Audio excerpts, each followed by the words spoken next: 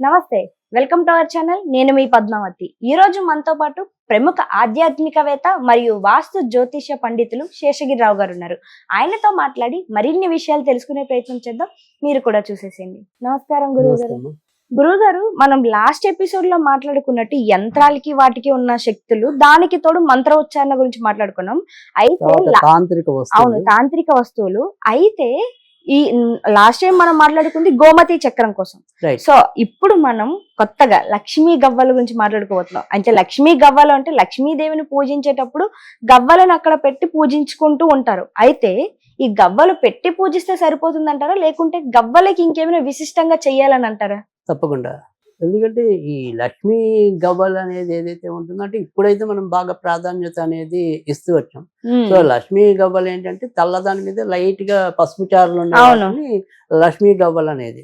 ఇవి సంపదకి చిహ్నంగా మనం గత విధానంలో కూడా, అంటే మనం ఏదైతే గోమతి చక్రం అనుకోండి, ఇంకోటి మనం అతజోడి అని ఒక్కొక్క దాని గురించి మనం చెప్పుకుంటామని చెప్పుకున్నాం.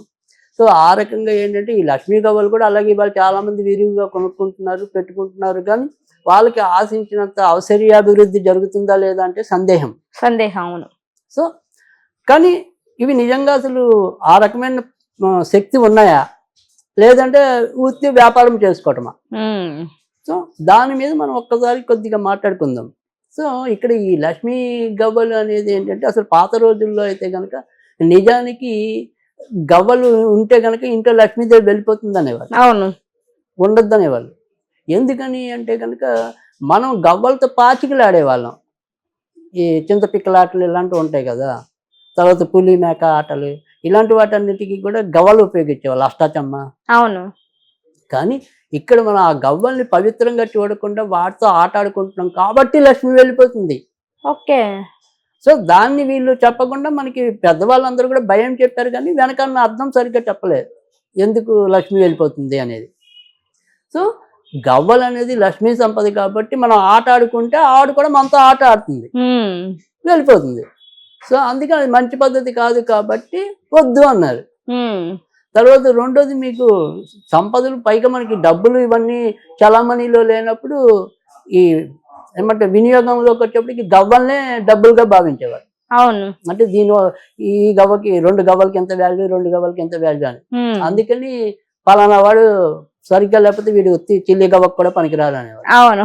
చిల్లి గవ్వకు కూడా పనికిరాదు అంటే చిల్లి గవ్వకు కూడా ఇప్పుడు అంత వాల్యూ ఉండేది. అంటే చిల్లి గవ్వకు అయితే 10 రూపాయలనో, చిల్లి లేకపోతే దానికి 20 రూపాయలనో అది ఒక వాల్యూ ఉండేది. అంటే వాడికి ఆ గవ్వ ఇచ్చి మనం వస్తువు తెచ్చుకుంటాం అనమాట. ఓకే.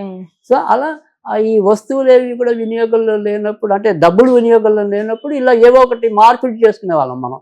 దాన్నే రూపాయల కింద దాని వాల్యూ ఒకటి నిర్ధారించుకునేవాళ్ళం. అవును. సో అందుకని గవ్వ అని.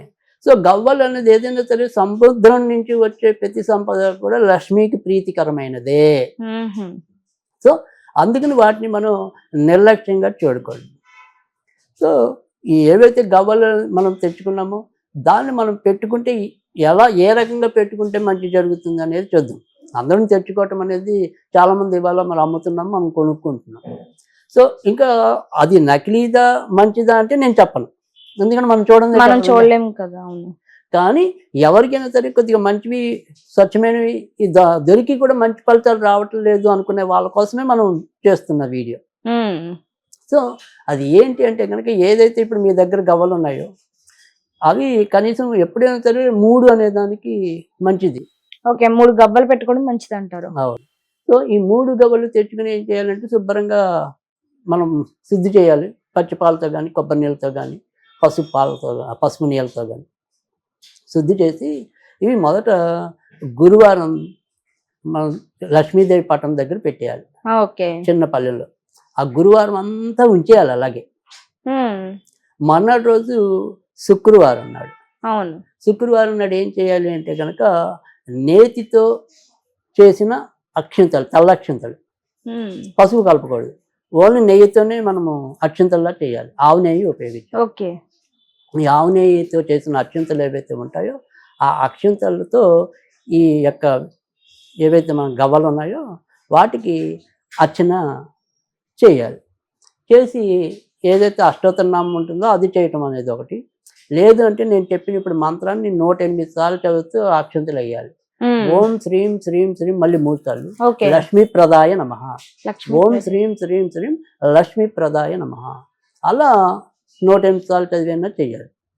చేశాక ఈ శుక్రవారం నాడు సాయంకాలం అయ్యాక దాన్ని మనం ఏం చేయాలంటే కనుక వీటిని తీసేసి ఏదైనా సరే చిన్న ఎర్ర వస్త్రంలో కానీ ఆకుపచ్చ వస్త్రంలో కానీ మనం ఉత్తరంలో పెట్టుకోవాలి.